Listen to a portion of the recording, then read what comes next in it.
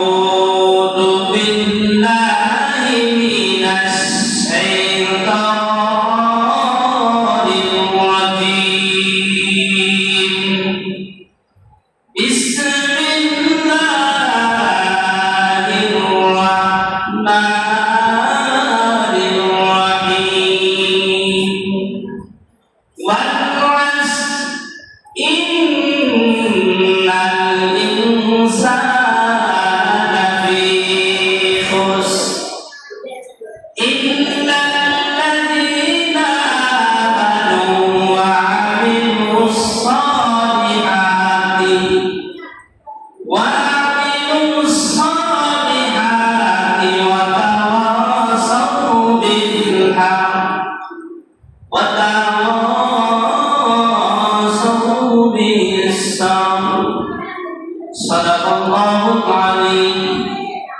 ছোট্ট একটি সূরা সূরাতুল আসর। এর শানে নজুলে বলা হয়েছে, মুফাসসিরিনরা বলেন, ইমাম ইবনে কাসির রাহমাতুল্লাহি আলাইহি, ইমাম তারাবি, ইমাম কুরতুবী বলেছেন, এই সূরাটি শুধুমাত্র মানুষের সমগ্র জীবন এবং সময়ের মূল্য এবং যুক্তির স্পষ্ট দলিল সম্পর্কে আল্লাহ রাব্বুল আলামিন এই সূরাটি নাযিল করেছেন। আল্লাহ রাব্বুল আলামিন সূরার শুরুতে কসম খাইছেন। আল্লাহ রাব্বুল আলামিন বলেন, ওয়াল আসরি, সময়ের কসম। কেন? সময়টা আল্লাহ তাআলার কাছে বড় একটা দামি। সময়টা মানুষের মূল্যবান সম্পদ। সময়টা বড় একটা দামি সময়। যে সময়কে নিয়ে আল্লাহ রাব্বুল আলামিন সূরাতুল শুরুতে কসম খাইলেন। আল্লাহ রাব্বুল আলামিন বিভিন্ন সূরার শুরুতে কসম খাইছেন, ওয়াশ-শামসি ওয়া দুহাহা ওয়াল কমারি ইযা তালাহা। আল্লাহ রাব্বুল আলামিন সূর্যের কসম খাইলেন, চন্দ্রের কসম খাইলেন।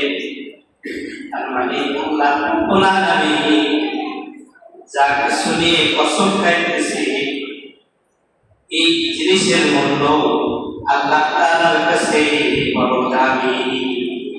কার কাছে? আল্লাহ রাব্বুল আলামিনের কাছে বড় দামি সময়। এজন্য আল্লাহ রাব্বুল আলামিন রাত নিয়ে কসম খাইলেন, ওয়াল লাইলি ইযা ইয়াগশা।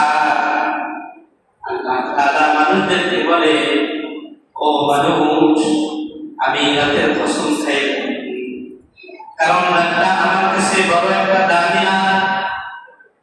রাতের সময়টা আমার কাছে বড় একটা দামি সময়।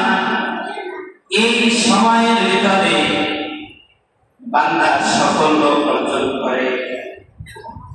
এই সময়ের ভিতরে বান্দা ন্যায় কাজ করে। আবার এই সময়ের ভিতরে বান্দা পাপের কাজ করে। ঠিক না বেঠিক? এজন্য আল্লাহ রাব্বুল আলামিন সূরার শুরুতে কসম খাইলেন, ওয়াল আসরি ইন্নাল ইনসানা লাফি খুসর। আল্লাহ রাব্বুল আলামিন সময়ের কসম খাইলেন। সময় মানুষের সবচেয়ে মূল্যবান সম্পদ। একবার চলে গেলে সময় 1 ঘন্টা, 2 ঘন্টা, 1 দিন, 2 দিন, 3 দিন, 1 মাস চলে গেলে ওই সময় আর পাওয়া যাবে না। তাই সবাইকে ঈমান ও ইবাদত, সৎ কাজ এবং কল্যাণের ব্যয় কাজ করাই তো মুমিনের লক্ষ্য এবং উদ্দেশ্য। ঠিক না বেঠিক? সময় অতি মূল্যবান। এক কবি বলে, যে খেলাও মজিয়ে শিশু কাটায় না বেলা, সময়ের প্রতি কবু করিও না খেলাও মজিয়ে শিশু কাটায় না, সময়ের প্রতি কবু করিও না বেলা। Time and time wait for সময়ের মূল্য, আমরা সময়ের মূল্য দিতে জানি না, সময়ের মূল্য করি না। সময় আছে কিন্তু আমরা সময়কে সামনে রেখে অলসতা করি, গাফলাতি করি। এই সময়ের ভিতরে মানুষ পাপ পুণ্যের কাজ করে, এই সময়ের ভিতরে মানুষ আল্লাহওয়ালা হয়ে যায়, এই সময়ের ভিতরে মানুষ পাপিষ্ঠ হয়ে যায়, এই সময়ের ভিতরে মানুষ গুনাহ করে, এই সময়ের মানুষ আল্লাহ আল্লাহ জিকির করে। এজন্য আল্লাহ রাব্বুল আলামিন সময়কে নিয়ে কসম খাইলেন, তারপর আল্লাহ রাব্বুল আলামিন বলে ইন্নাল ইনসানা লাফি খুসর। ইন্না মানে নিশ্চয়ই, ইনসান মানে মানুষ, লাফি খুসর সমস্ত মানুষ। আল্লাহ বলে সমস্ত, নিশ্চয়ই সমস্ত মানুষ ক্ষতিগ্রস্তদের মধ্যে, কেউ ক্ষতিগ্রস্তদের বাইরে না, কেউ ক্ষতিগ্রস্তদের বাইরে।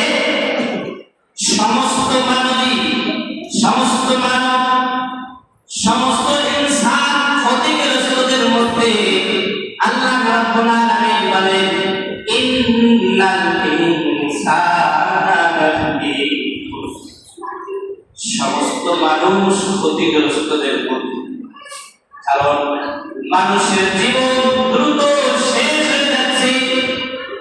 যদি সে আল্লাহর আনুগত্য জীবন না কাটায় তবে দুনিয়া এবং আখিরাতে ক্ষতিগ্রস্তদের মধ্যে চলে যাবে, ক্ষতিগ্রস্তদের অন্তর্ভুক্ত হয়ে যাবে। যারা ক্ষতিগ্রস্ত হয়ে গেছে, যারা জাহান্নামী হয়ে গেছে, যারা আল্লাহ এবং রাসূলের আনুগত্য করে নাই, তারা ক্ষতিগ্রস্তদের মধ্যে। তাদের কথা আল্লাহ রাব্বুল আলামিন বারবার করে বলে দিলেন, ওই সমস্ত লোক, ওই সমস্ত ইনসান সকলেই নিশ্চয়ই সকলেই তারা ক্ষতিগ্রস্তদের মধ্যে। যে জন্য আমরা সবাইকে মূল্যায়ন করব, সবাইকে দাম দিব, সবাইকে অতি মাত্রায় মূল্যবান মনে করব।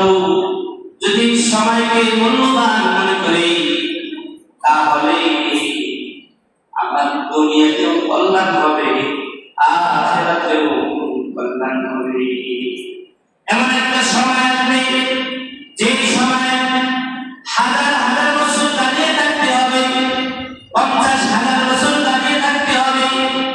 এই সময় মানুষ বলবে যে আল্লাহ বিশাল দিবসে আমি যদি পাখি, পশু পাখি, জীব জন্তুদের মতো মানুষ হয়ে যেতাম তাহলে না কতই ভালো হতো।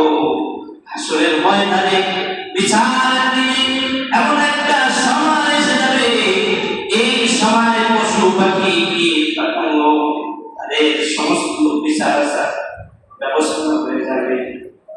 বিচার আচারের ব্যবস্থা হয়ে যাওয়ার পরে আল্লাহ বলবে তোমরা সমস্ত মাখলুক তোমরা মাটি হয়ে যাও, তারা মাটি হয়ে যাবে, কিন্তু ইনসান আর মাটি হবে না। ইনসান মনে মনে বলবে আল্লাহ এরকমের যদি আমরা মাটি হয়ে যেতাম তাহলে কতই না ভালো